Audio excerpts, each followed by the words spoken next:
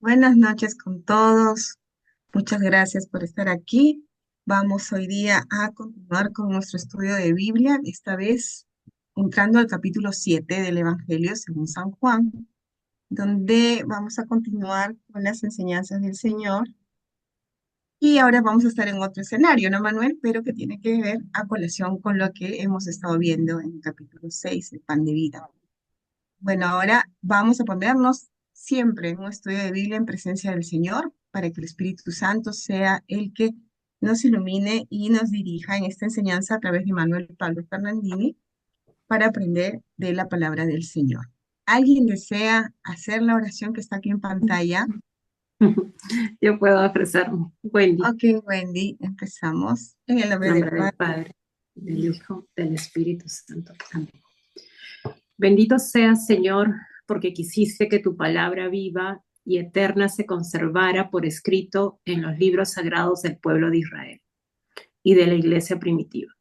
Nosotros los veneramos con espíritu filial, reconociendo en ellos tu voz, que sale a nuestro encuentro a fin de revelarnos tus misterios más íntimos.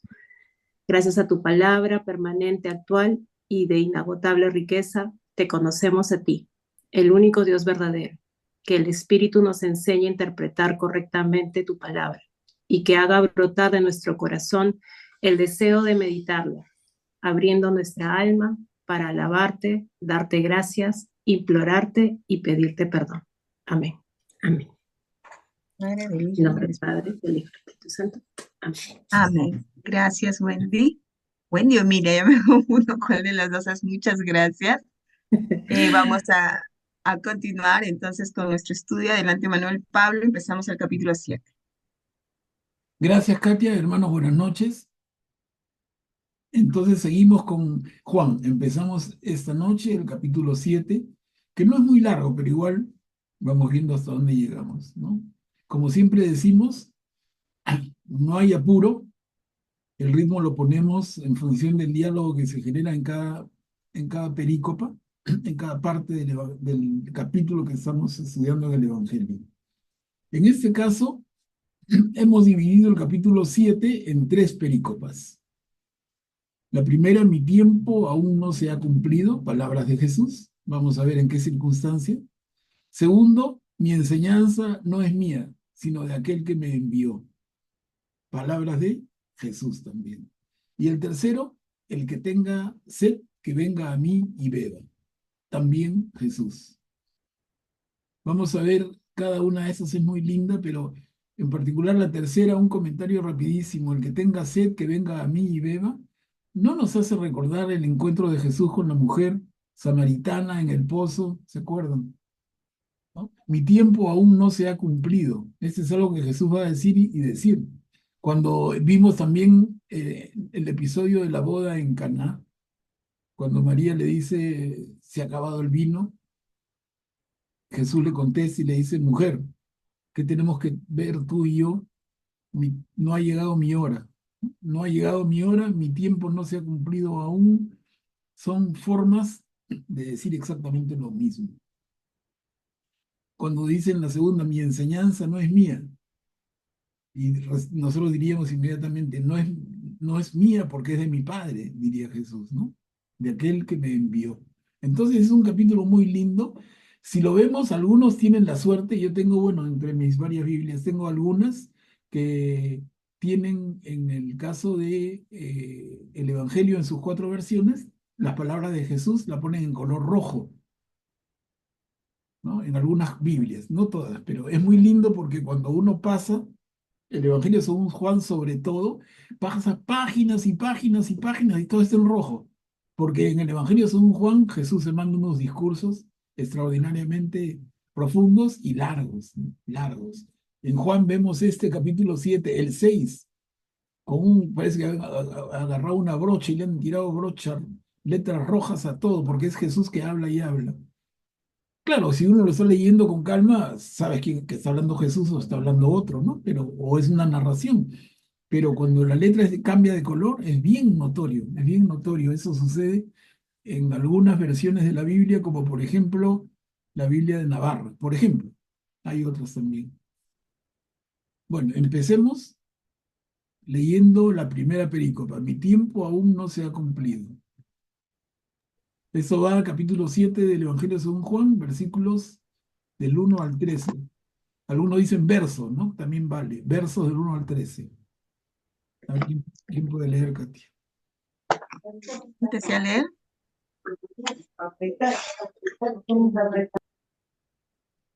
Perdón. Hermanita Zoila, ¿quiere leer? Tire su micro, por favor. Ay, no, no, creo que no la activa. ¿Alguien desea leer la pericopa? Yo, mi Ok, lea. tiempo, mi tiempo aún no se ha cumplido. Después de esto, Jesús recorría la Galilea. No quería transitar por Judea porque los judíos intentaban matarlo. Se acercaba la fiesta judía de las Chozas y sus hermanos le dijeron: no te quedes aquí, ve a Judea, para que también tus discípulos de allí vean las obras que haces. Cuando uno quiere hacerse conocer, no actúa en secreto. Ya que tú haces esas cosas, manifiéstate al mundo. Efectivamente, ni sus propios hermanos creían en él. Jesús les dijo: mi tiempo no ha llegado todavía, mientras que para ustedes cualquier tiempo es bueno. El mundo no tiene por qué odiarlos a ustedes. Me odia a mí, porque atestigo contra él, que son sus obras, atestigo contra él, que sus obras son malas. Suban ustedes para la fiesta. Yo no subo a esa fiesta, porque mi tiempo no se ha cumplido todavía. Después de decir esto, permaneció en Galilea. Sin embargo, cuando sus hermanos subieron para la fiesta, también él subió, pero en secreto, sin hacerse ver.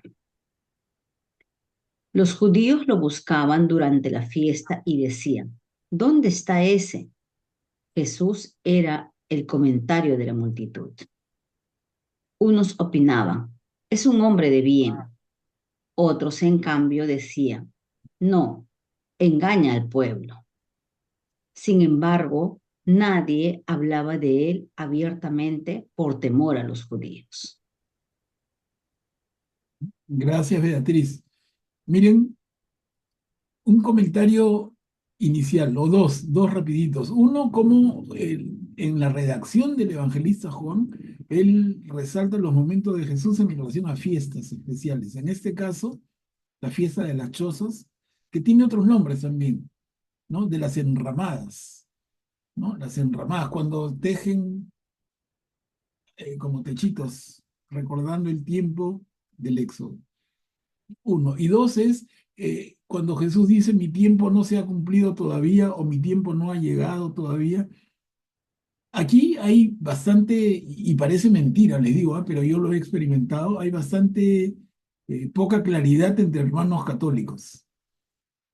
Porque cuando tú le preguntas a un hermano y hagan la prueba, ¿cuál es la hora de Jesús? Que es el término más fino, digamos, ¿no? La hora de Jesús. Entonces Jesús dice: no ha llegado mi hora. Es otra forma de decir: mi tiempo no se ha cumplido, no ha llegado mi hora.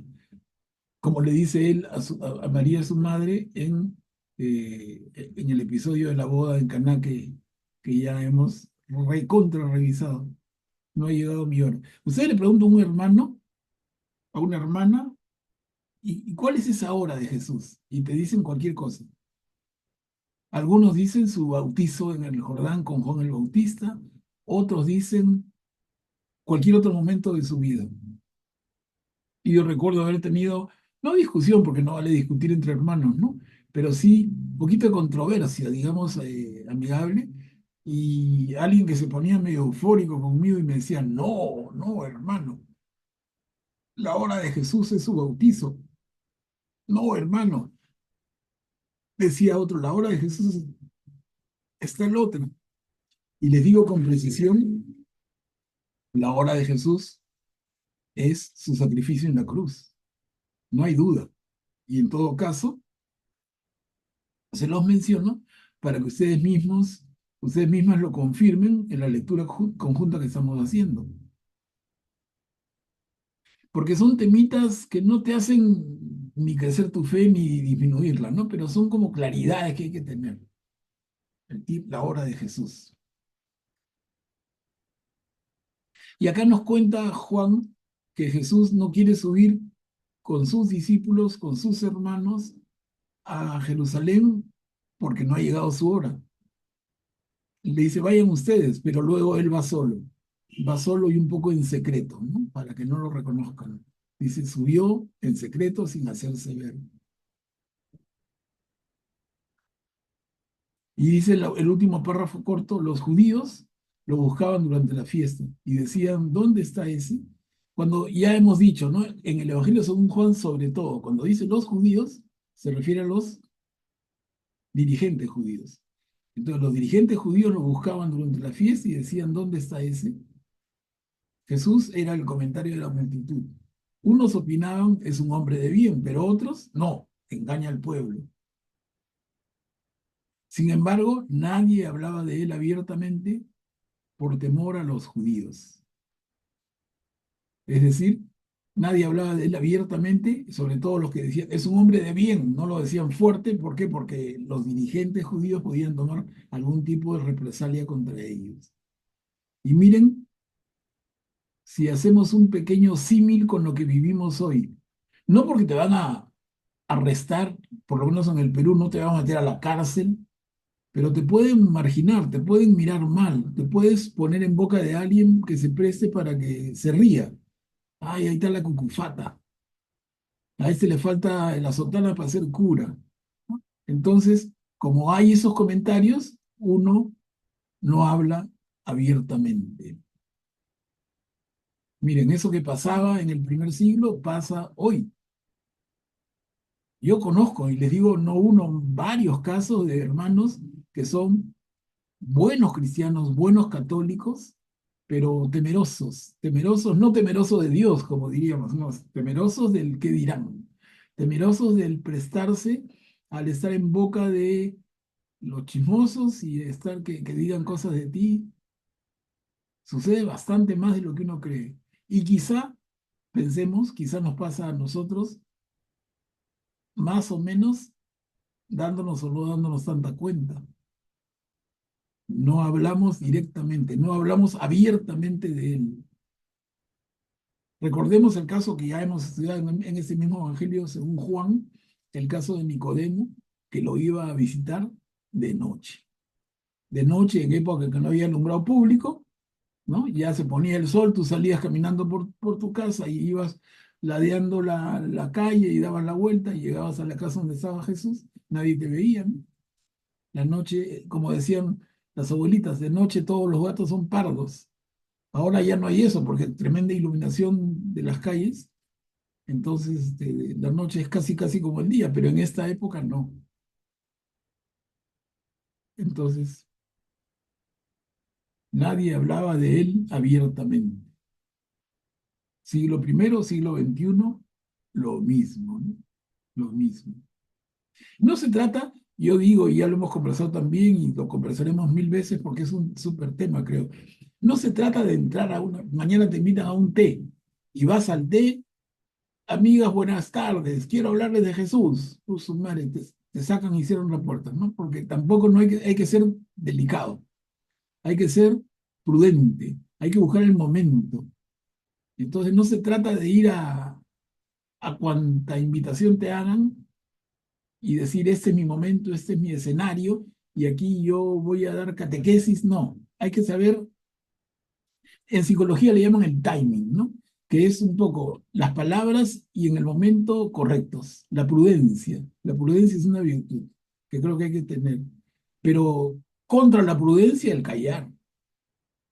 O sea, yo no tengo que ir a ser inoportuno y ir haciendo escándalo, ¿no? Diríamos el escándalo de la palabra en el peor sentido, pero tampoco esconder mi fe. Hay algunos que la muestran, se van y encima de su lindo atuendo se ponen una cruz más grande que su pecho, ¿no? Eso se respeta, pero tampoco se trata de que tú expongas de esa manera tu fe. Y ya hemos conversado, les digo, estamos solamente aprovechando el pánico para reforzar. ¿Cuál es la mejor manera que un cristiano, católico, puede manifestar su fe en su manera de actuar. Es la mejor manera, la más elegante, la más fina y la que más llega. No que tengas que hablar, sino que tu actuación, tu conducta, transmita aquello y aquel a quien tú sigues, ¿no? Eso me parece a mí así como que recontra fundamental. Ahora, si se da la ocasión y tú puedes hablar un poquito y te vas dando cuenta con prudencia, un poquito más, pero no malograr la reunión generando rechazo. En fin, es un tema que creo que todos de alguna manera vivimos hoy en nuestra vida. Katia, sí, no sé, creo que quieren intervenir algunos. Manuel Pablo, antes de darle el pase a Graciano, hay una pregunta aquí en el chat que dice, ¿por qué Jesús va en secreto? Porque el evangelista pone esto que va en secreto y Jesús va a una fiesta, pero va sin sus discípulos, No, ¿no? a los discípulos les dijo, vayan ustedes, que yo no voy a ir. Y él va en secreto. Ujú. Él va en secreto, ¿por qué? Y la respuesta justamente porque no había llegado su hora.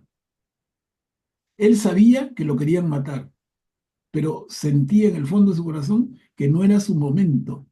Cuando él entienda que es su momento, no va a tener ningún problema en subir abiertamente, ¿no? Y eso se produce en esa entrada gloriosa a Jerusalén, ese domingo de Ramos. Ahí entra y entre vítores, subido en un asno, pisando los caminos de flores y los mantos que la gente le tiende. Entonces, cuando Jesús siente que es su hora, lo hace. Pero aquí él mismo explica, mi tiempo no se ha cumplido todavía, no ha llegado mi hora.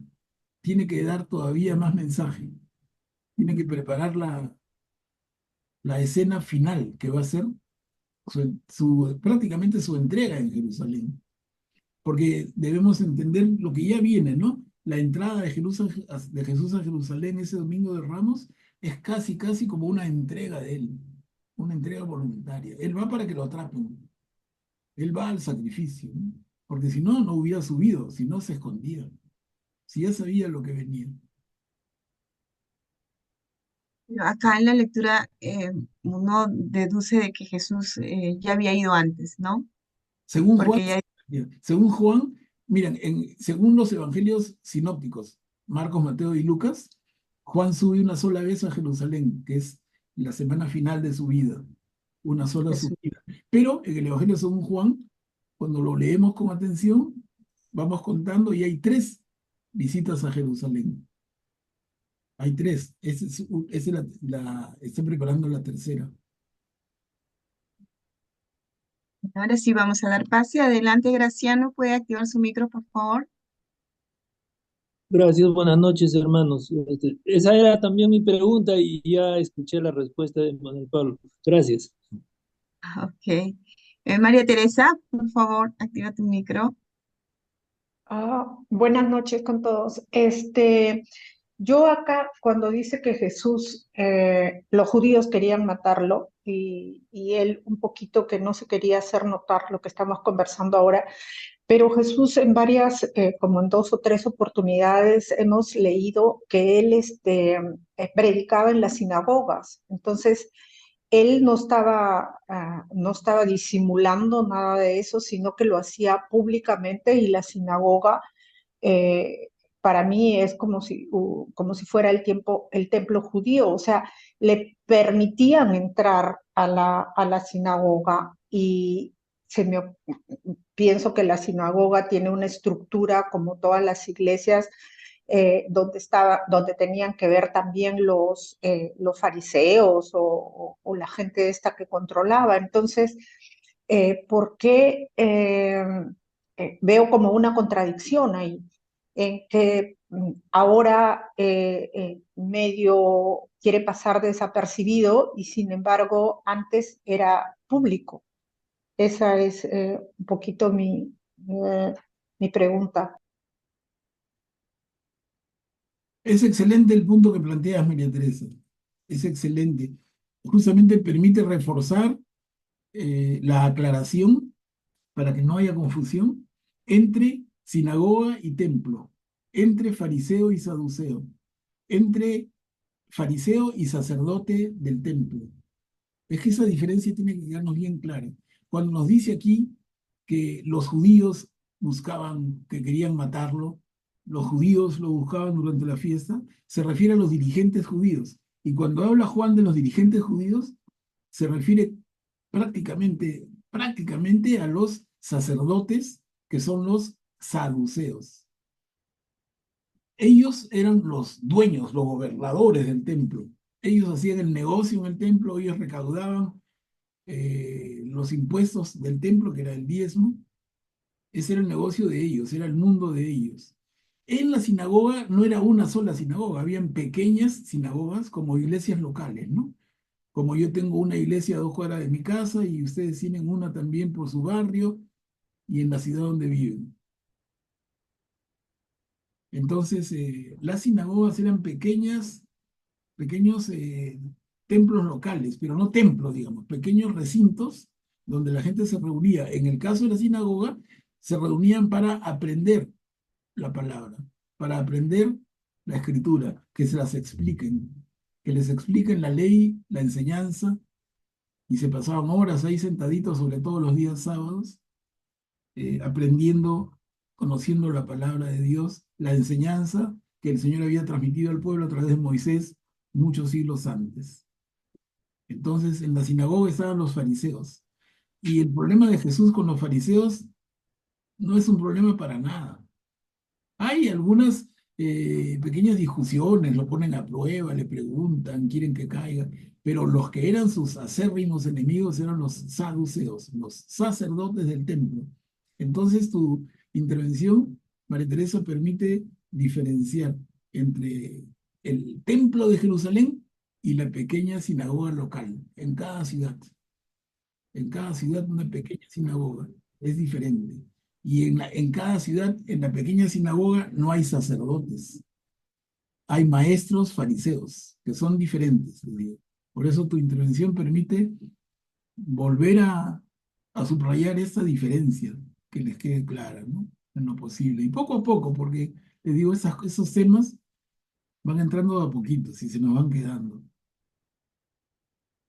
Ok, gracias, Manuel Pablo. Claro. Así como un centro pastoral, ¿no, Manuel Pablo? Donde uno se congrega para aprender, algo así como tú dices, en una parroquia que tenemos, ¿no? No en el templo, sino donde nos congregamos para aprender, ¿no? Claro, no hay una exposición del Santísimo, ¿no? No hay una, o sea, no se hace entre comillas, la misa. No, es un lugar donde nos reunimos y nos sentamos todos y alguien dirige la palabra, en ese caso los maestros que se la sabían de memoria, y explicaban, ¿no? El Señor espera de nosotros tal cosa, el Señor quiere, y leían a Isaías y a Jeremías y explicaban, ¿no? Entonces, pero no había el Santo Santísimo, no había el velo que cubría, no había esa parte, ¿no? Lo que Porque sería nosotros de exposición del Santísimo, eso es lo que faltaría, ¿no? Sería como, no vendría a ser un templo católico, para nada, ¿no? Sería un local de reuniones, donde se ujú, va, donde se va a estudiar, pero, exacto, lo que pero no decía con lo que hay misa, no hay Eucaristía, no hay exposición del Santísimo, no hay esa parte, ¿no? Esa es la sí, diferencia entre el templo, que era uno solo para todo Israel y quedaba en Jerusalén, y las pequeñas sinagogas locales que tenían la finalidad de formar formar al pueblo en la ley del Señor. Y esto no es que sea, las sinagogas tampoco hayan existido todo el tiempo del pueblo de Israel, ¿ah? Sobre todo a raíz ¿saben cuándo empieza esto con fuerza? A raíz del regreso de los exilados a Babilonia, estamos hablando del siglo IV antes de Cristo.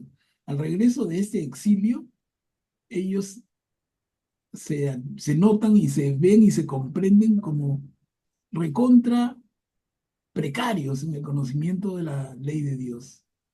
Entonces está Zorobabel, está Esdras, está Nehemías, es todo un momento del Antiguo Testamento que corresponde a esto, al regreso del exilio babilónico, y cuando ellos comprenden qué lejos han estado de Dios y qué lejos han estado de entender lo que Dios les pide.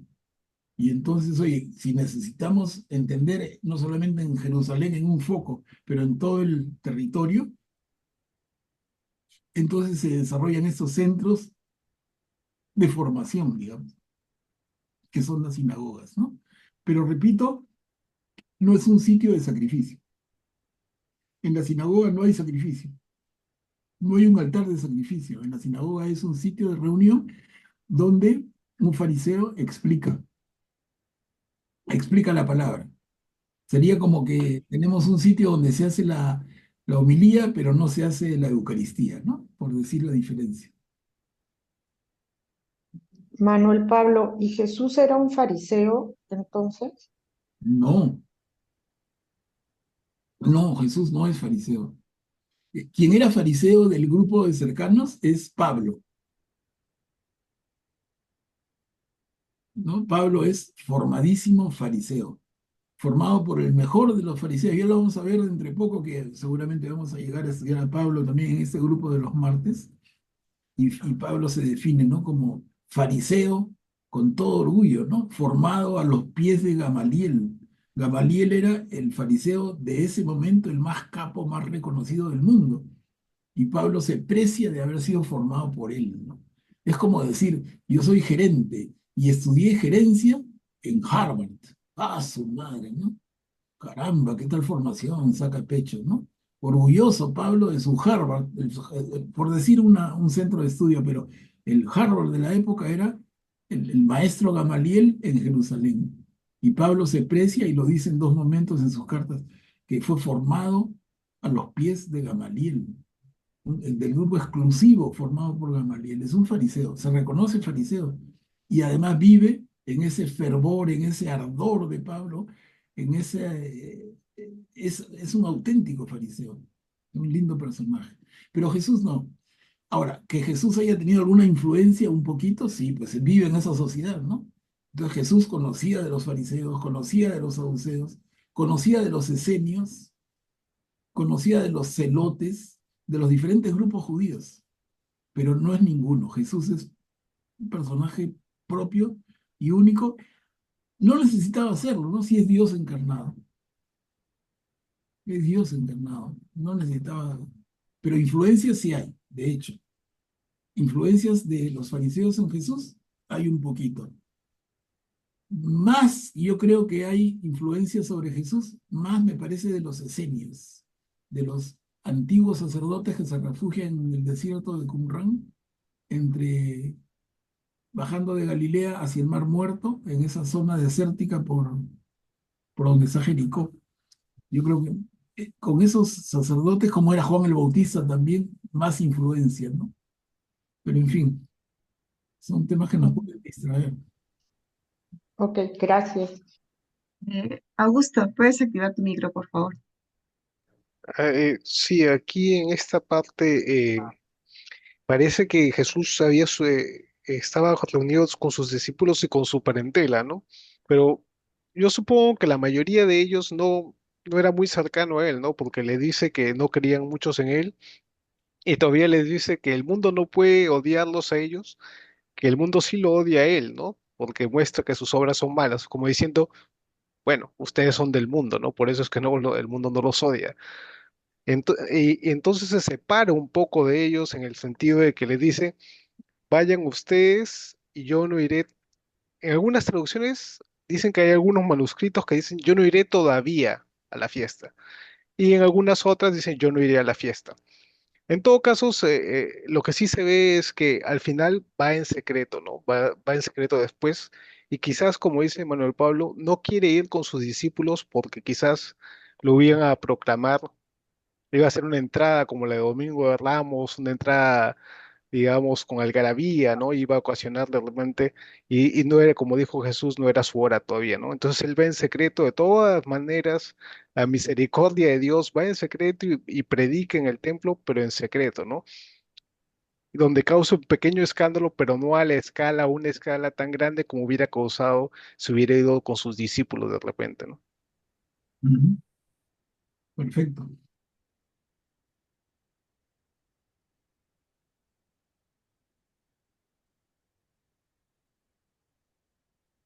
¿Y una pregunta más? ¿O algún comentario, alguna duda? A ver, entonces avanzamos, Katia. 7:14. Perdón, perdón. 7:14, son 3 diapositivas. Mi enseñanza ¿Alguien desea, es la de aquel perdón, que me envió. alguien desea leer la diapositiva? ¿Yo puedo leerla? Ok, Graciela, adelante. Gracias. Mi enseñanza es la de aquel que me envió. Promediaba ya la celebración de la fiesta, cuando Jesús subió al templo y comenzó a enseñar. Los judíos admirados decían, ¿cómo conoce las escrituras sin haber estudiado? Jesús les respondió, mi enseñanza no es mía, sino de aquel que me envió. El que quiere hacer la voluntad de Dios conocerá si esta enseñanza es de Dios o si yo hablo por mi cuenta. El que habla por su cuenta busca su propia gloria, pero el que busca la gloria de aquel que lo envió, ese dice la verdad y no hay nada de falso en él. ¿Acaso Moisés no les dio la ley? Pero ninguno de ustedes la cumple. ¿Por qué quieren matarme? La multitud respondió, estás poseído por el demonio. ¿Quién quiere matarte? Jesús continuó, por una sola obra que realicé, ustedes están maravillados. Moisés les dio la circuncisión, aunque ella no viene de Moisés, sino de los patriarcas, y ustedes la practican también en sábado. Si se circuncida a un hombre en sábado, para no quebrantar la ley de Moisés, ¿cómo ustedes se enojan conmigo porque he curado completamente a un hombre en sábado? No juzguen según las apariencias, sino conforme a la justicia. A ver, avanzamos a la segunda. Algunos de Jerusalén decían, ¿no es este aquel a quien querían matar? Y miren cómo habla abiertamente y nadie le dice nada. ¿Habrán reconocido las autoridades que es verdaderamente el Mesías? Pero nosotros sabemos de dónde es este. En cambio, cuando venga el Mesías, nadie sabrá de dónde es. Entonces Jesús, que enseñaba en el templo, exclamó, así que ustedes me conocen y saben de dónde soy. Sin embargo, yo no vine por mi propia cuenta, pero el que me envió dice la verdad, y ustedes no lo conocen. Yo sí lo conozco, porque vengo de él, y es él el que me envió.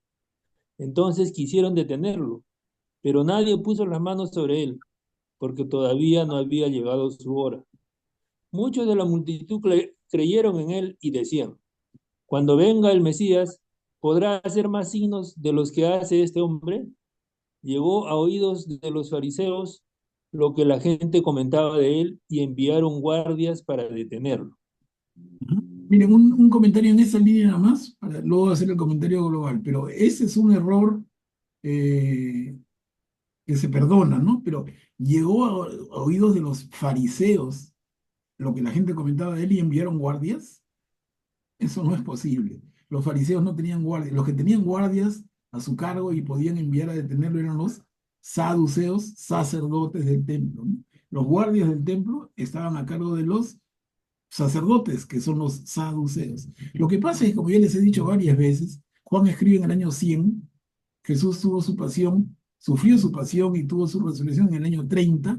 Han pasado 70 años. En el año 70 se destruye el templo de Jerusalén e inmediatamente con la destrucción del templo desaparece la clase sacerdotal.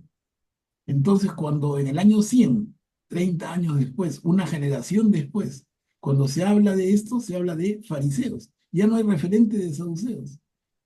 Ya no hay referente. Es un poco ese. En mi Biblia está un poco distinta esta parte. A ver. Esta parte está un poquito distinta. Dice, los fariseos habían escuchado a la multitud que murmuraba sobre él, y los jefes de los sacerdotes y los saduceos mandaron oficiales a arrestarlo, ¿no? Pero dice, ahí sí menciona a los jefes de los sacerdotes, pero no los que Claro, enviaron. claro, por eso vale el comentario y en todo caso uno lee con ese criterio, ¿no? Pero les digo, solamente decir así, los fariseos escucharon y entonces mandaron guardias.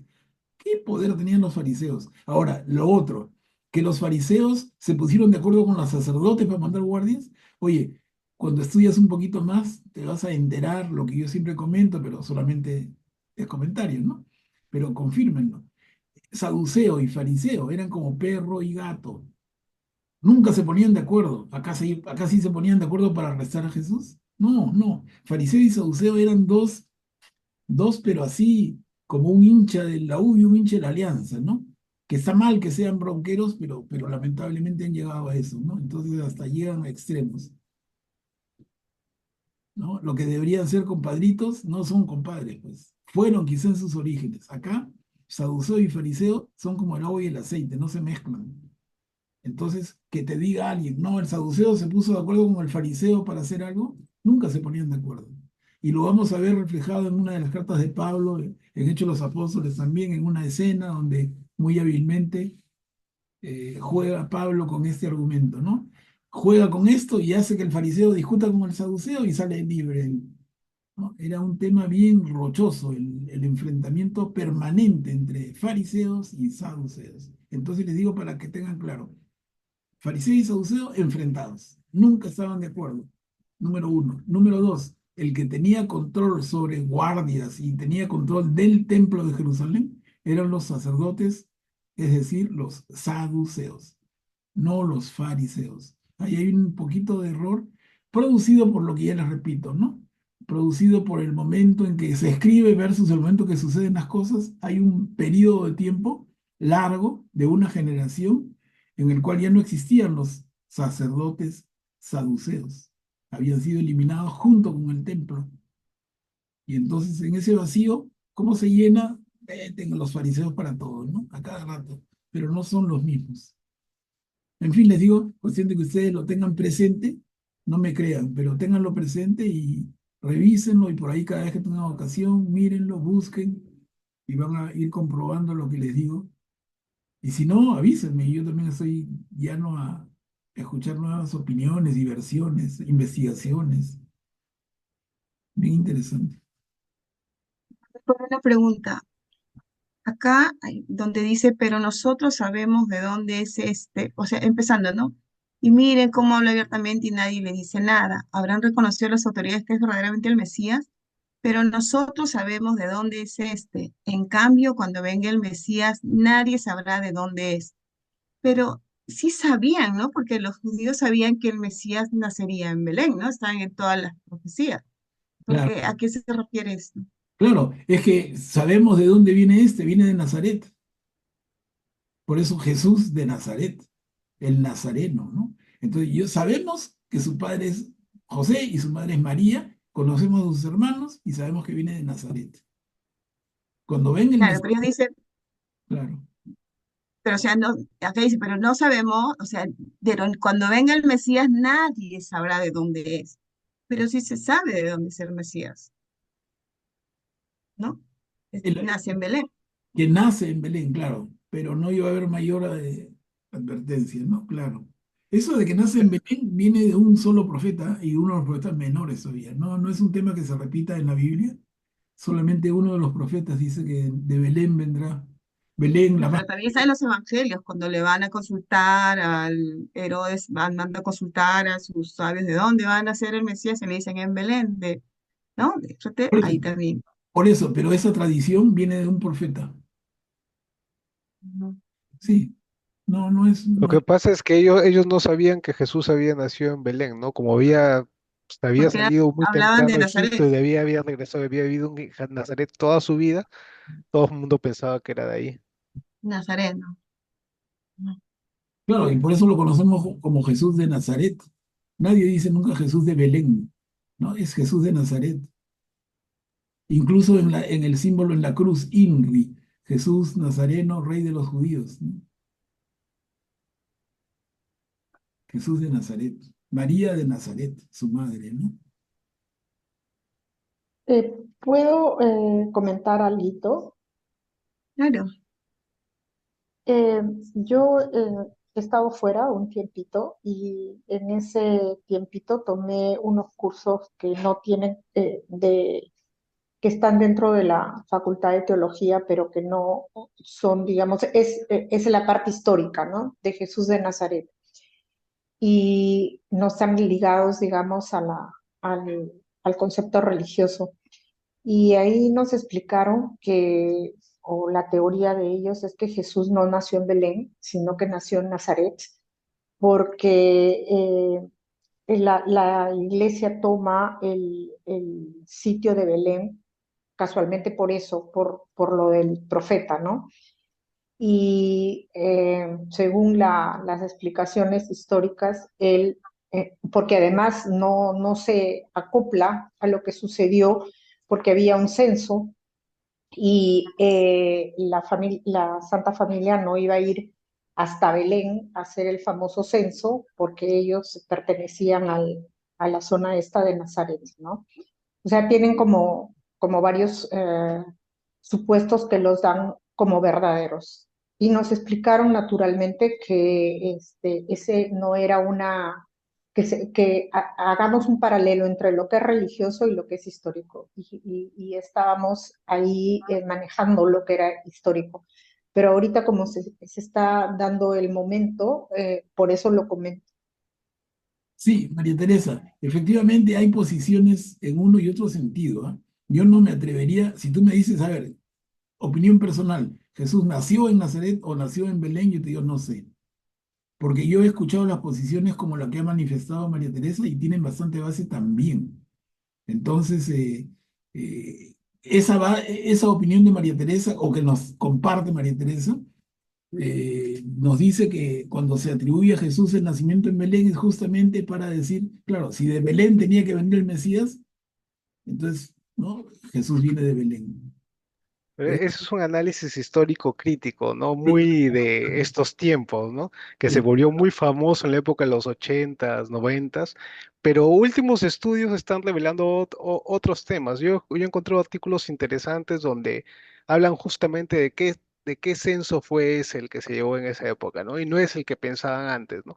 Hay nuevas investigaciones que están dilucidando un poquito más el tema y claro, nosotros como católicos lamentablemente en estos tiempos hemos dejado un poco de lado la tradición apostólica, ¿no? Porque esa era la base antes de todo esto. Y ahorita nos guiamos de estudios histórico-críticos de personas que realmente no tienen fe, la mayoría de ellos, ¿no? Muchos de ellos son ateos y ateos confesados, ¿no? Y hacen unos estudios históricos críticos y donde descuentan los milagros de por sí fuera, como si no existieran los milagros y que la Biblia fue construida y que fue un personaje real, un buen tipo, pero nada más que eso. Bueno, si nos basamos en eso, entonces obviamente vamos a terminar con un Jesús que está completamente distinto al Jesús que fue revelado en la iglesia, ¿no? Claro, nos limitamos al Jesús hombre, ¿no? En su dimensión hombre y no en su dimensión Dios. Y Jesús tiene las dos dimensiones. Es verdadero Dios y verdadero hombre. Eso es cierto. Por eso Muy les digo, importante también hay controversia, la ¿no? sagrada tradición. Eso es importante en la Iglesia Católica, la tradición con mayúsculas. No vamos solos, ¿no? Sí, sí. Ujú. Pero digamos que no son temas que te hagan mayor conflicto de fe. O sea, si Jesús nació finalmente, si nació en Nazaret, no pasa nada, ¿no? Pero en fin, no son temas en los que deberíamos detenernos, ¿no? Comentarlo sí, porque hay posiciones en uno y otro sentido, algunas incluso de personas que tienen mucho prestigio, pero como dice Augusto también, son épocas, son modas y hay intenciones detrás siempre, ¿no? Sí, no, yo pregunté porque me llama la atención, nadie sabrá de dónde.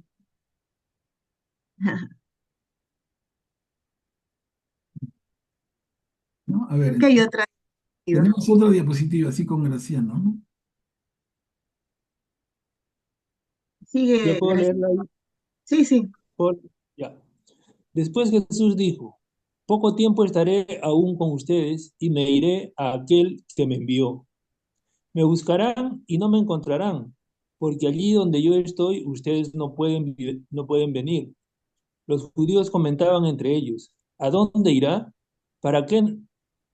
¿Para que no podamos encontrarlo? ¿Acaso irá a reunirse con los judíos dispersos entre los paganos para enseñar a los paganos? ¿Qué quiso decir con estas palabras? Me buscarán y no me encontrarán. Y allí donde yo estoy, ustedes no pueden venir. Ujú, gracias, Graciano. Miren, Jesús es muy claro cuando dice, donde voy yo, ustedes no pueden venir, pero añadiríamos, viendo lo que va a decir después el propio Evangelio según Juan, a un diálogo de Jesús con Pedro, donde yo voy, ustedes no pueden venir todavía. Ese añadido es que le da mucho más claridad, ¿no? Por eso lo adelanto, pero lo vamos a ver muy transparentemente, un poquito más adelante. Jesús dice, donde yo voy, ustedes no pueden ir todavía. Y a Pedro le dice, mira, voy a arreglar las cosas en la casa de mi padre y cuando esté listo, volveré por ti. Muy claro mensaje, el sentido de la muerte física, ¿no? Muy claro. Entonces, donde Jesús va, ustedes no pueden venir o nosotros no podemos venir. Clarísimo dónde va, ¿no? Y como la gente tiene los pies pegados sobre la tierra, los dirigentes judíos comentan, ¿y dónde irá para no poder verlo? Irá a reunirse con los judíos de la diáspora, diríamos nosotros, ¿no? Los judíos dispersos entre los paganos son los judíos de la diáspora. Y la diáspora se ha venido produciendo por siglos. Cada maltrato a la tierra de Israel sacudía el árbol y un montón de judíos se iban a vivir a otros sitios. Y hay ciudades fuera de la tierra de Israel donde habían concentraciones importantísimas de judíos. Por ejemplo, les menciono una que quizás no es de las más mencionadas, porque uno piensa para Antioquía y la zona de lo que es ahora Turquía, pero hay una ciudad importantísima, Alejandría, Alejandría en Egipto. Y les digo, Alejandría de Egipto, 200 años antes de Jesús, cuando se produce la traducción de la Biblia al griego, la Septuaginta, la población de Alejandría era mitad judía y la mitad egipcios y otras nacionalidades. Pero la mitad de la población de Alejandría, 200 años antes de Jesús, era ya judía. Y esos son judíos de la diáspora. Entonces, en Alejandría, en Antioquía de Siria, en Antioquía de Pisidia y en las ciudades de lo que es ahora Turquía, e incluso en Grecia, incluso en Roma, la cantidad de judíos era importantísima. Entonces, cuando dice acá se irá a reunirse con los judíos dispersos entre los paganos, ¿no? Tiene mucho sentido esa pregunta, porque era como que un pueblo muy disperso.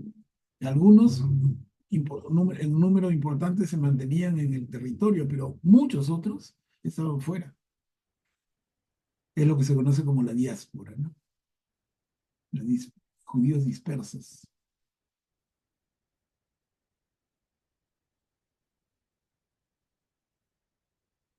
Sí, a ver, sí, ¿quiere alguien intervenir? Si no, avanzamos. Avanzamos. Acá hay 2 diapositivas con las que terminamos el capítulo 7. El que tenga sed, venga.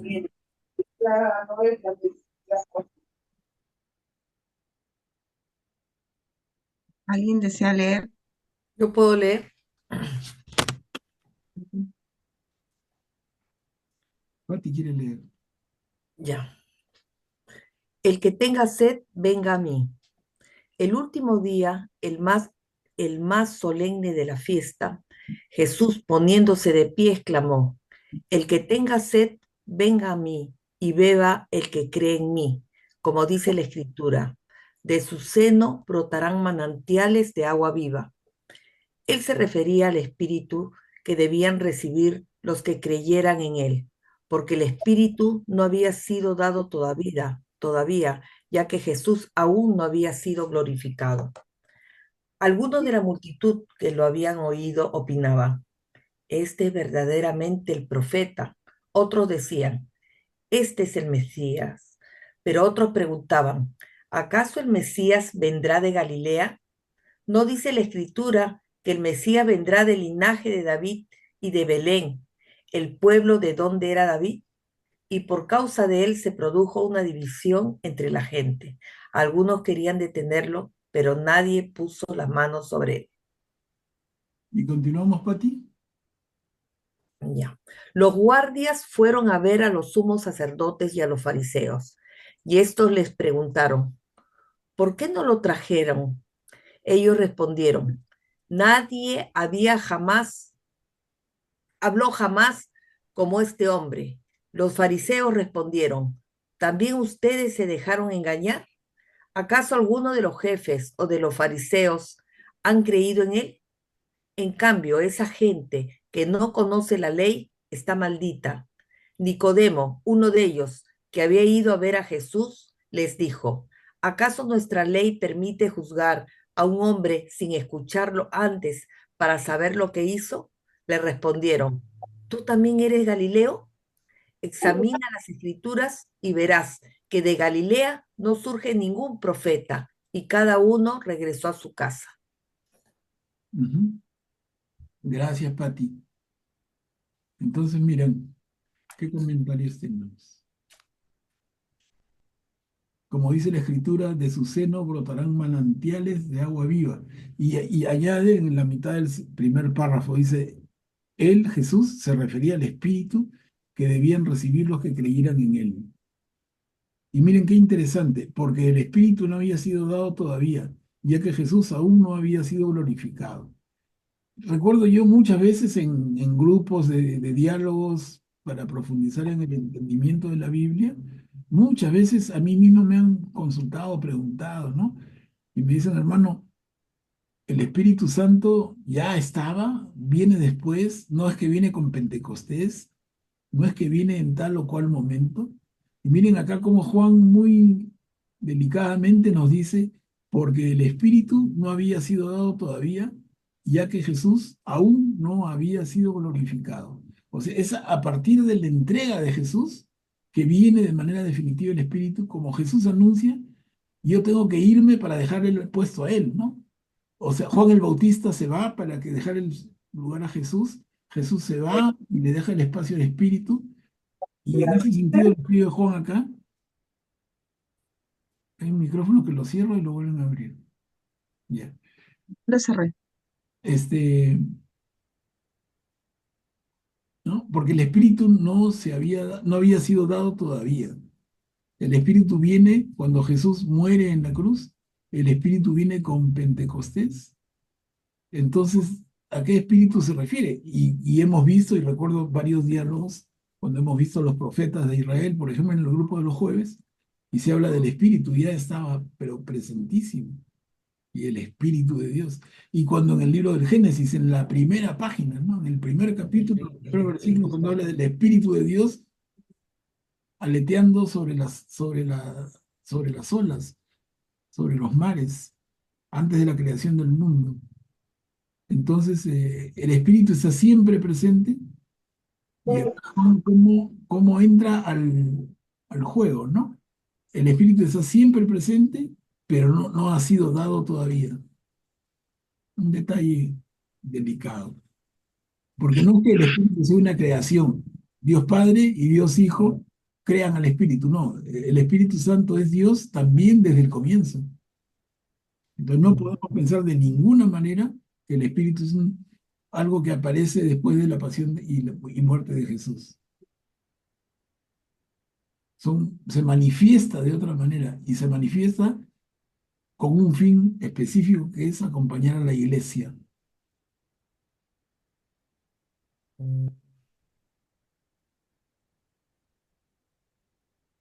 Y acá en el segundo párrafo, lo que Katia justamente mencionó hace un ratito, ¿no? Inmediatamente antes, cuando dice, unos decían este es el Mesías, pero otros preguntaban, ¿acaso el Mesías vendrá de Galilea? ¿No dice la Escritura que el Mesías vendrá del linaje de David y de Belén, el pueblo del que era David?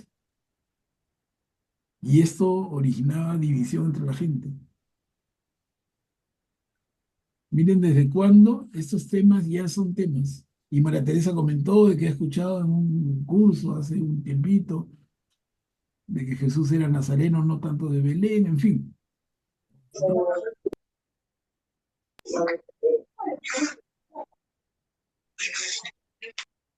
El micro está que se activa y se apaga. No, a Zoila le apagamos su micro y lo prende. No, o si no, ella después también lo vuelve a apagar. Por eso digo, me confundo a veces si quiere No, lo apagas tú, lo apago yo también. No, no sé, sí, yo te gano. Yo lo apago también porque se interfiere el ruido, pues feo, ¿no? Manuel Pablo, ¿puedo leer lo que tengo al pie de página de la Biblia de nuestro pueblo? De la primera parte que hemos leído, Claro. donde dice, de su seno brotarán manantiales de agua viva, ¿no? Ya, acá dice, me pareció muy interesante, dice, para valorar debidamente esta escena, debemos recordar sus circunstancias más significativas. Se realiza durante la fiesta de las chozas. El pueblo oraba con insistencia, invocando la lluvia, mientras los sacerdotes recogían agua de la fuente de Siloé y la transportaban al templo. Se oficiaba el ritual de la libación del agua sobre el altar de los sacrificios en recuerdo del milagro del agua salvadora que brotó de la roca en tiempos del desierto. Se proclamaba la lectura de los profetas que anunciaban con el símbolo del agua la renovación espiritual del pueblo.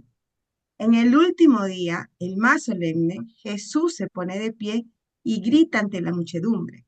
Se presenta como la roca de la salvación a la que todo ser humano sediente debe acudir y de beber.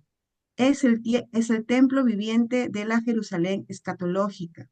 Es la personificación de la sabiduría que invita a sus oyentes a acercarse. Pero el evangelista refiere este momento del Espíritu a la hora de su glorificación al acontecimiento culminante de la cruz. Muriendo por amor, Jesús se convierte en la fuente permanente del don del Espíritu. O sea, ya lo pagaste. Sí, lo que has leído, Katia, es muy propio, ¿no? Muy propio. Claro, por eso tiene relación, porque él dice soy, ¿no? Porque está hablando de esa agua que es ¿no? De lo Que que está brotaba de preparado, la roca. de la roca, cuando brota, pues el agua. Cuando el pueblo está en el tránsito del desierto, guiado por Moisés, y esto De lo Moisés. con mucho detalle el libro del Éxodo, tienen dos necesidades físicas importantes. Tienen necesidad de pan y tienen necesidad de agua. O sea, tienen hambre y tienen sed. Y entonces el pan se soluciona con el maná que llueve del cielo y el agua se soluciona, y lo cuenta el libro del Éxodo con mucho más claridad que lo que yo pueda hablar, pero está lindamente explicado. El agua es una roca en la cual Moisés golpea con su vara y brota el agua. Ese es el agua viva de la roca, ¿no? Entonces, así como Jesús dice, yo soy el pan bajado del cielo, y es el agua de la fuente de agua viva, el manantial de agua viva. Ambas comparaciones tienen que ver con Moisés también. Por eso acá Jesús dice, pues el que tenga sed, venga a mí y beba el que cree en mí, porque justo es en el último día, en el día más solemne, que se hace ese rito, ¿no? Claro, y en comparación entonces, Bonito. en comparación con Moisés, Moisés satisfizo tu hambre con pan que cayó del cielo, bueno, yo te doy mi cuerpo. Moisés satisfizo con agua perdón, satisfizo tu sed con agua que salió de la roca, bueno, yo te doy esa agua. O sea, es Jesús, es Moisés, pero mucho más, ¿no? Él te entrega su cuerpo, te entrega su sangre, que es su vida, te entrega el agua que es él la propia fuente. Sí, es muy lindo. Pero qué importante es conocer eso de lo que se está viviendo en esa fiesta, ¿no? Por eso es muy bonito y redondea más cuando uno conoce más de eso, ¿no? Esa cultura, Sí, para poder entender. Katia, y por eso cuando dice es la fiesta de las tiendas, que es una fiesta que se celebra desde el cruce del desierto, y justamente toman esos elementos como el maná, como el agua de la roca, ¿no? El agua, la fuente de agua del manantial de la roca que Moisés golpea. Cuando más vas conociendo del Antiguo Testamento, también te da mucho más referencia para hacer las comparaciones y entiendes mejor. Ok, Augusto, ¿puedes activar tu micro, por favor? También hay una referencia muy clara a los profetas, ¿no? A Ezequiel, que él estaba envisionando que del templo de Jerusalén, del templo de Jerusalén, saldrían aguas vivas, ¿no? Y a Zacarías, ¿no? Zacarías tiene un pasaje, es muy bonito en Zacarías 14, 8 y 9, que dice, acontecerá también en aquel día de que de Jerusalén saldrán aguas vivas, la mitad de ellas hacia el mar oriental y la otra mitad hacia el mar occidental, tanto en verano como en invierno. Entonces el Señor será rey sobre toda la tierra. En aquel día el Señor será el único y único será su nombre. Entonces ahí vemos muy relacionada esa profecía con esto del agua viva y cómo se va a manifestar ya después de que Jesús dé su vida en la cruz, ¿no? Ujú. Perfecto, sí. María Teresa, ¿puedes activar tu micro, por favor? Bueno, yo todavía estoy en interrogantes. Él se refería al espíritu que debían recibir los que creyeran en él. Él es, porque el espíritu no había sido dado todavía. Bueno, el espíritu que debían recibir era la aceptación total del mensaje de Jesús, o a qué se refiere específicamente esto. No lo entiendo. Hemos estado o he estado escuchando que el Espíritu estaba presente desde el Génesis y a lo largo del Antiguo Testamento también, y en estos momentos es todas las enseñanzas de Jesús como contextuadas en espíritu, o qué cosa es. No lo tengo claro. No, pero María Teresa, está bien la duda, pero no, tampoco no hay que darle mucho espacio a la duda que te pueda confundir. Mira, el Espíritu Santo es Dios. Primer principio básico. El Espíritu Santo es Dios y siendo Dios existe desde el comienzo, antes de la creación del mundo, desde siempre. Lo que yo trataba de transmitir hace un momento es, si el Espíritu Santo es Dios, entonces no es que primero es Dios Padre, que cuando manda a su Hijo Jesús aparece Dios Hijo, segunda persona, y cuando luego de Pentecostés manda al Espíritu y aparece la tercera persona. No, las tres personas son Dios y están desde el comienzo. Y ese es el misterio de la Trinidad. Ahora, ¿cómo explicarlo en palabras? Qué tremendo reto tienen los que hablan del tema, y en este caso Juan, cuando dice entonces en el primer párrafo, en la segunda parte, dice, él se refería al Espíritu que debían recibir los que creyeran en él, porque el Espíritu no había sido dado todavía. Y ahí viene tu pequeña confusión, ¿no? Entonces dices, oye, ¿cómo es esto?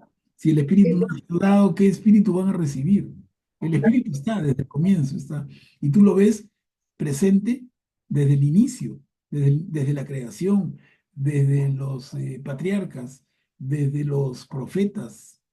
Y nos desviaríamos mucho, pero si repasas o ya habrá oportunidad de verlo con calma, uno y otro profeta, ¿cómo hablan del Espíritu? El Espíritu de Dios, el Espíritu de Jesús en este caso. Jesús deja su Espíritu. El Señor te insufla su Espíritu, desde el soplo a Adán en la creación del hombre. Ese soplo de Dios en la nariz de ese muñeco de barro que ha creado, que era en el segundo relato de la creación.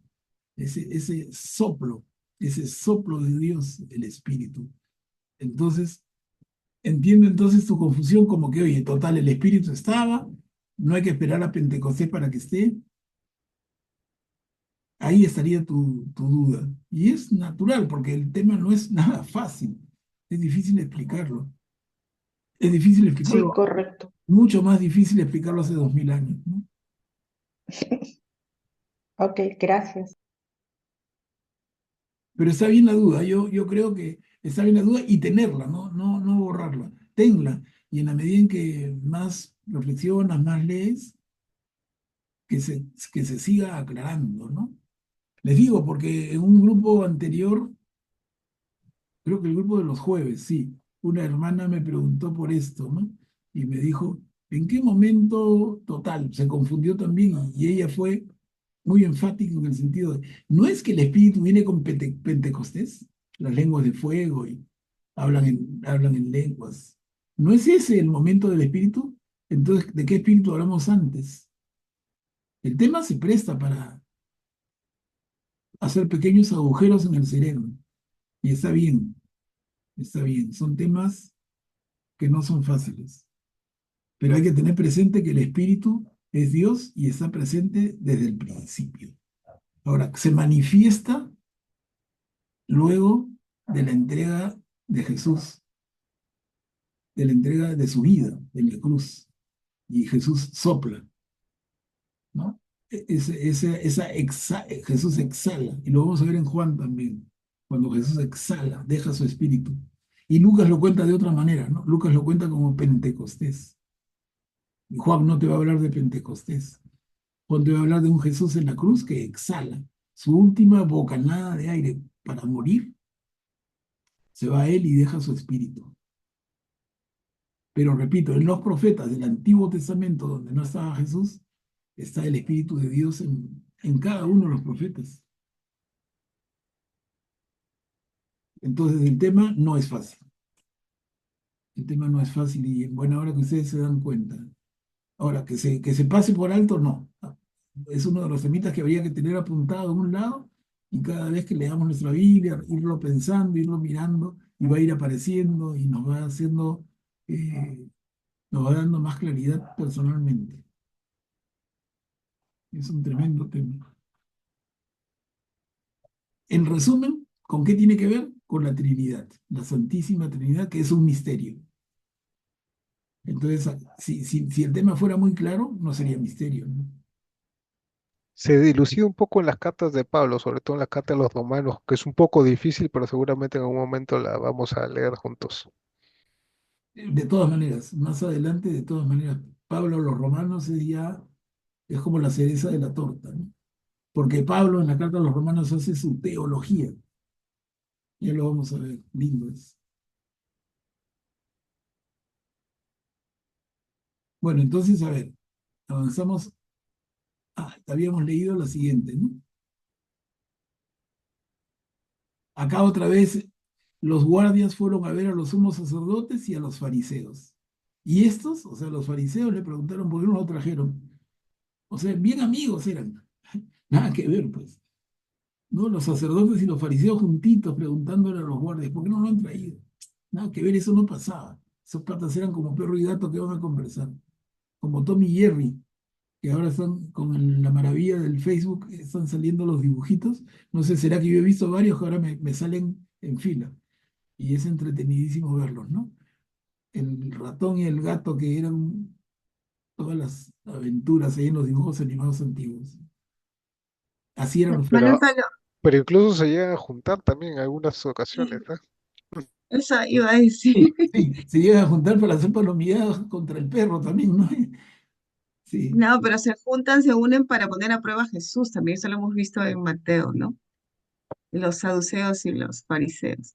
pero eso nos dice Mateo, pues no, no, en la práctica no, no, no, no, se tenían bronca, bronca total, no se Pues pasaba. ahí sí se pusieron de acuerdo porque No, querían no, pero porque hacerlo caer. Mateo nos cuenta, no, pero no es así como pasó. O sea, mira, el nombre fariseo, no sé si ustedes conocen un poquito el término, en su origen, en su etimología, significa separado. Son los separados del templo. Entonces, los separados se juntan. Si se han separado para eso, no, no los pasaban, a los saduceos los criticaban como ignorantes, interpretaban lo poco que conocían. Los saduceos de la Biblia hebrea conocían la Torá y con la justa, ¿no? Y mal comprendida. Y los fariseos son los separados, son los puristas, son los que conocen el tema, que llevan y guían al pueblo al cumplimiento de lo que el Señor esperaba de ellos, porque los saduceos eran para ellos unos sinvergüenzas, ¿no? Unos advenedizos.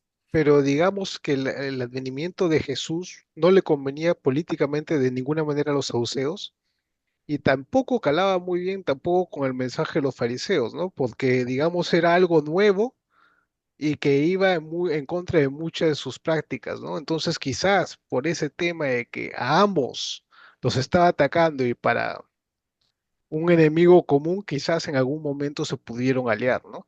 Porque no, hay un dicho que dice, el enemigo de tu enemigo es mi amigo, ¿no? O sea, puede ser que en algún momento se hubieran podido aliar para una causa común, ¿no? Para enfrentar este problema que quizás en algún momento se lo vieron como que podría incitar una rebelión o podría incitar al pueblo a cambiar de costumbres, ¿no? Sí, sí, sí, es cierto. Esa frase que tú mencionaste es muy, muy Conveniencia. interesante.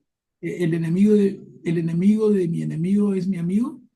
Esa frase de Mao, el líder chino Mao Zedong del siglo XX, ¿no?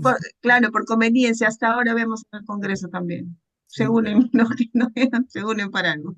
los cimarrones Pati que creo que quiere intervenir, Manuel. No, sí, lo mismo que dijo Augusto, igual. Ellos tenían un estatus, ¿no? Estaban ellos frente al pueblo bien posicionados. Y entonces viene Jesús y les cambia todo, ¿no?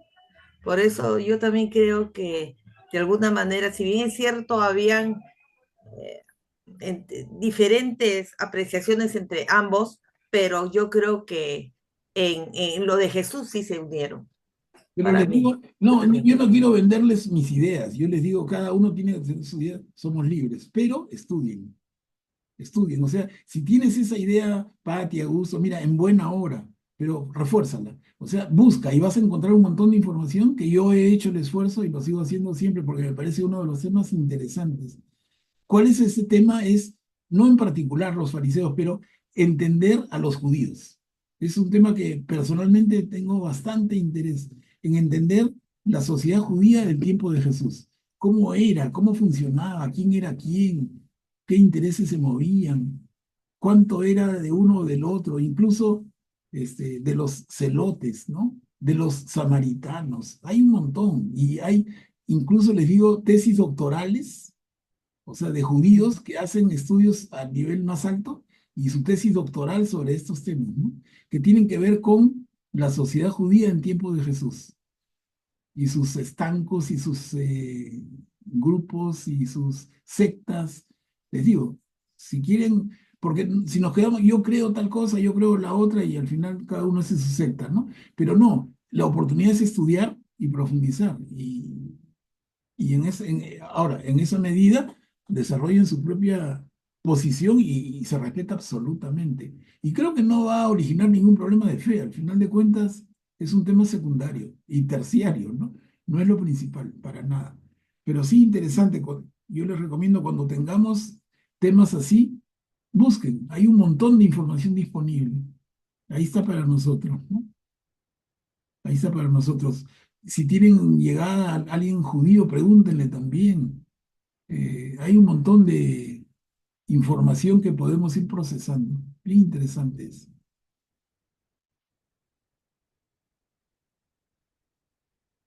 A ver, avanzamos, tenemos unos minutitos. Entramos al capítulo 8, miren. En el capítulo 8 tenemos 5 perícopas. La primera, vete y no vuelvas a pecar. Eso tiene que ver con una mujer que es pescada en flagrante adulterio, ¿no? Entonces, creo que vamos a leer eso y el tiempo no nos va a dar para más, pero podemos hacer esto, comentarlo y ahí nos quedamos ya para la próxima, ¿no? En la primera perícopa del capítulo 8, vete y no vuelvas a pecar. ¿Alguien desea leer? ¿Puedo leer yo? Ok, Ceci, adelante. Gracias. Vete y no peques más. Jesús fue al monte de los olivos. Al amanecer volvió al templo y todo el pueblo acudía a él. Entonces se sentó y comenzó a enseñarles. Los escribas y los fariseos le trajeron a una mujer que había sido sorprendida en adulterio y, poniéndola en medio de todos, dijeron a Jesús: Maestro, esta mujer ha sido sorprendida en flagrante adulterio. Moisés, en la ley, nos ordenó apedrear a esta clase de mujeres. ¿Y tú qué dices? Decían esto para ponerlo a prueba, a fin de poder acusarlo. Pero Jesús, inclinándose, comenzó a escribir en el suelo con el dedo. Como insistían, se enderezó y les dijo, el que no tenga pecado, que arroje la primera piedra. E inclinándose nuevamente, siguió escribiendo en el suelo.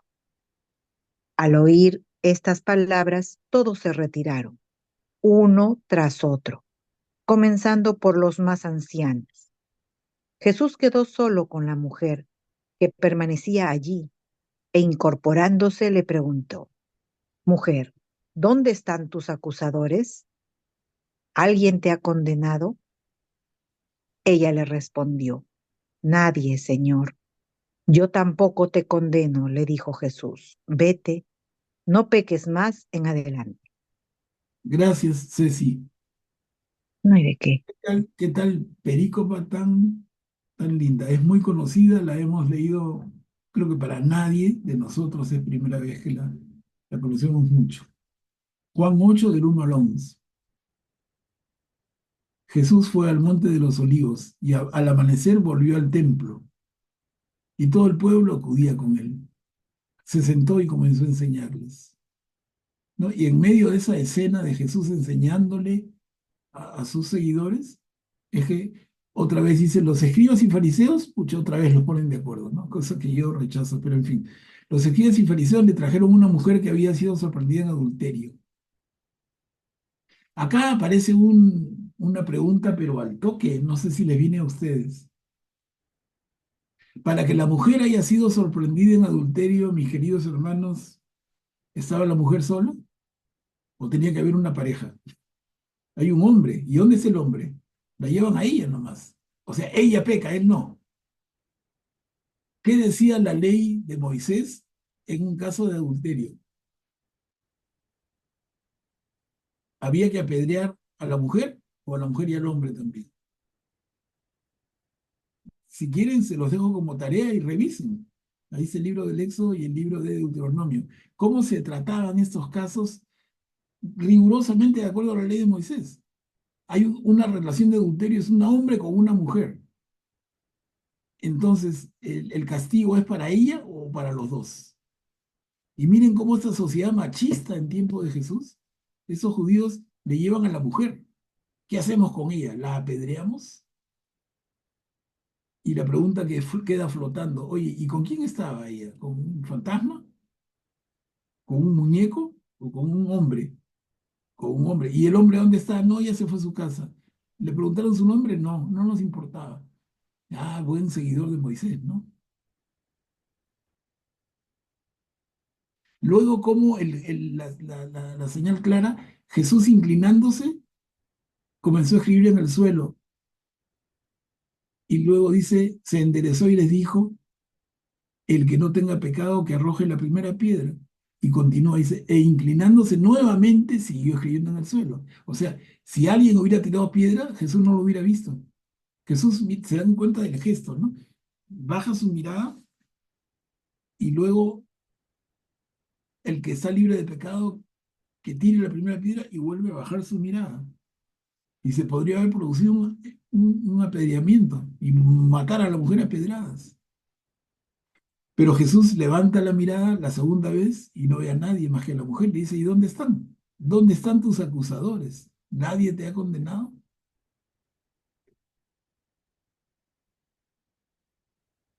Es tremendo, ¿no? Manuel, Hace pensar un montón. Sí, sí, Pati. acá en Levítico 20:10 dice, si un hombre comete adulterio con la mujer de otro hombre, que comete adulterio con la mujer de su prójimo, el adúltero y la adúltera ciertamente han de morir. Y tiene razón, pues, ¿no? Como tantas veces hemos leído esto y tienen razón, solamente juzgan a la mujer y no al hombre. Claro, ella peca, él no. ¿Qué tal? Claro. ¿Qué tal raza? Sin Mira, embargo, acá, yo me pongo del lado de la sí, mujer, tenían pero que morir los dos. en ánimo de justicia, claro. Claro. Porque cómo lo que dice Moisés es una cosa mucho más drástica, pero cómo se aplica para la mujer. Lo ancho, lo ancho para mí, pero lo estrecho para ti, ¿no? O sea, yo soy bien legalista contra el otro, pero conmigo bien tolerante.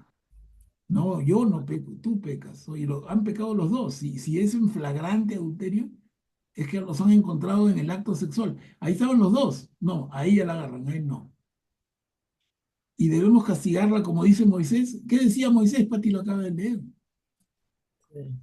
Los dos Eh, merecían el castigo, no sí, uno. los dos tenían que morir, los dos. Claro.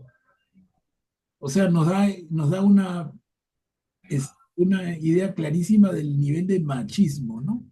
El machismo más absoluto. ¿Quién habría sido el que estaba? Pues alguien de autoridad grande, seguro. O de repente el adúltero también estaba ahí con su piedra para tirarle. De repente.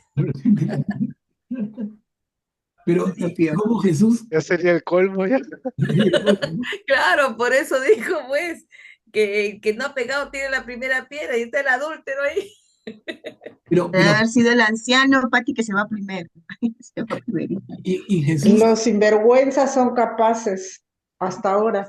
y Jesús es genial cuando dice, el que no tenga pecado, que arroje la primera piedra. Y nadie tiró la piedra, ¿no? Genial, ¿Le genial. obedece? Una vez ¿Le más, hacen caso? una vez más. Y lo Tenían vergüenza, por lo sorprendente es menos.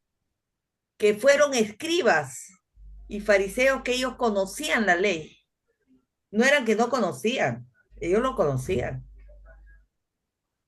Pero por eso comento, Pati, mira el machismo, a qué nivel llega, que supera todo, qué ley ni qué nada. Acá es una sociedad machista y si hay pecado es de la mujer.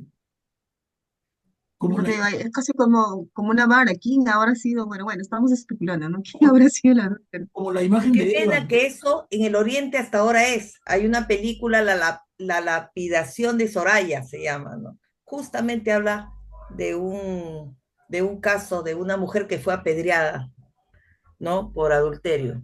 Claro, y nosotros los varones lo tomamos un poco al juego de verdad porque se presta, pero el pecado famoso, el pecado original, y nosotros decimos un poco en broma, porque de verdad que en serio no se puede decir, pero, el pecado de Eva, o sea, Adán baboso, ¿no? ¿No es de los dos? No, Eva pecó, ¿no?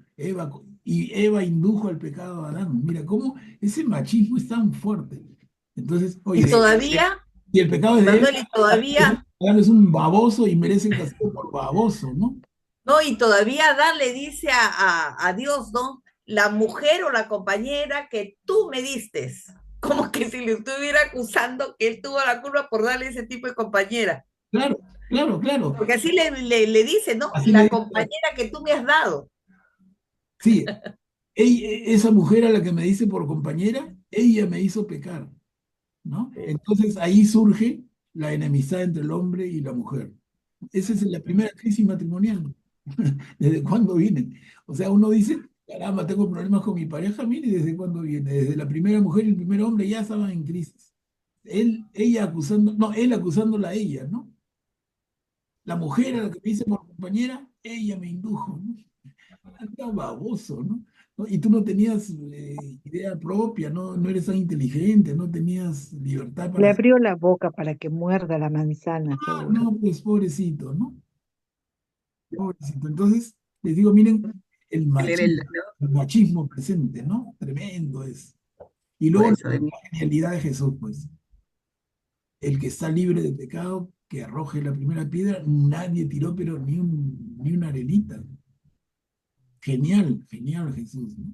Y luego como él le dice al final, yo tampoco te condeno, vete, no peques más en adelante.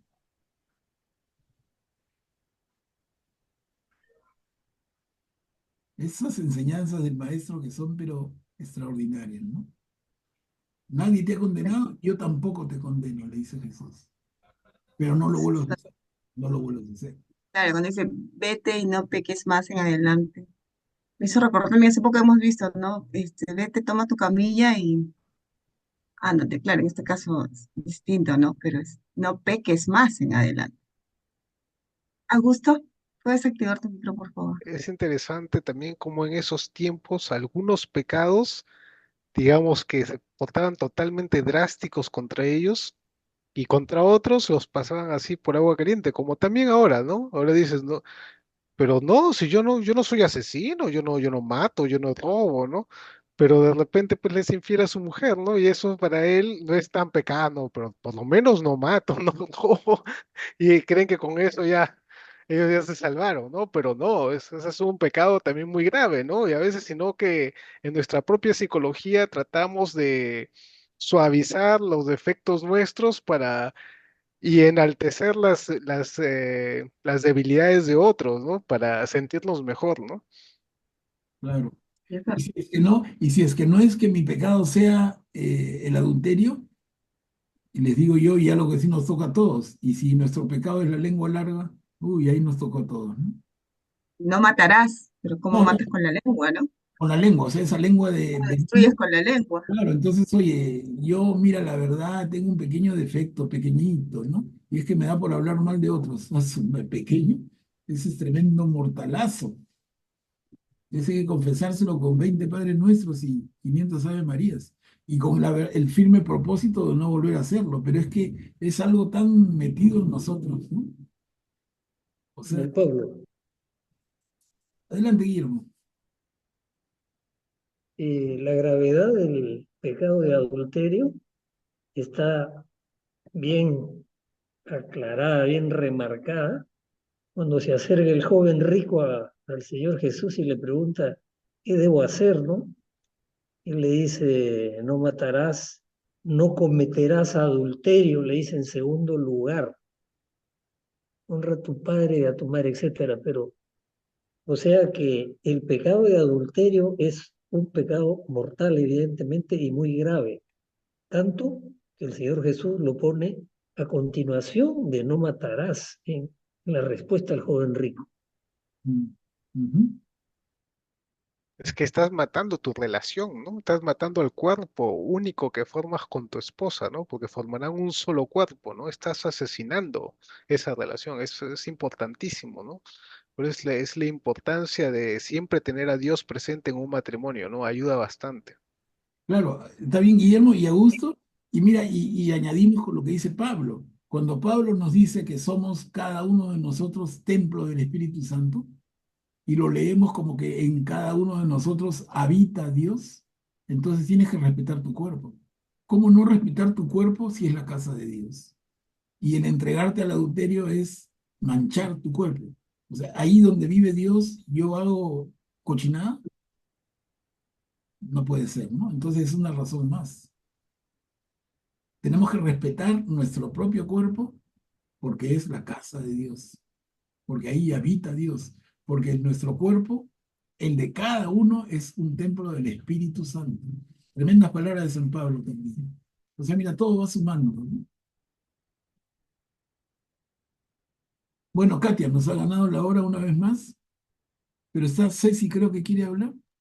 Sí, sí. Ah, antes de cerrar este tema, justo quería también agregar de que el matrimonio no es una unión de dos, sino de tres. Entonces, el adulterio es también separarse del Señor, ¿no? Eso sí es muy grave, muy grave. Y cuando viene la reconciliación, porque he visto y he oído de matrimonios que se han reconciliado, es un pedir perdón todos los días, ¿no? Sobre todo aquel que fue el que falló o la que falló a su pareja. Es una reconciliación constante porque se carga un peso muy grande, ¿no? De haberle fallado a nuestro Creador. Eso nada más quería agregar. Muchas gracias. Gracias, gracias, Ceci. De mi parte, gracias a todos. De verdad que una sesión más muy enriquecida con con su participación y sus comentarios. Eso vale muchísimo. Sí, y antes de decir, como dice Ceci, el matrimonio es una alianza entre tres, ¿no? Tu pareja y el Señor, son tres en una relación. Bueno, vamos a hoy día cerrar esta sesión, como siempre dándole gracias al Señor por esta enseñanza que ha tenido y en la que nosotros hemos podido escuchar y ahora sí tenemos que meditar. Entonces, Cari,